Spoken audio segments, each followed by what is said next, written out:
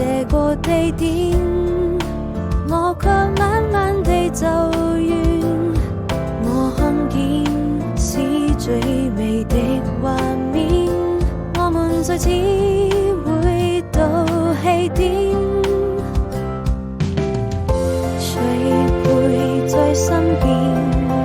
我們總要學會微笑的面對，太多的思念卻無法因自己去回憶，刻骨銘心。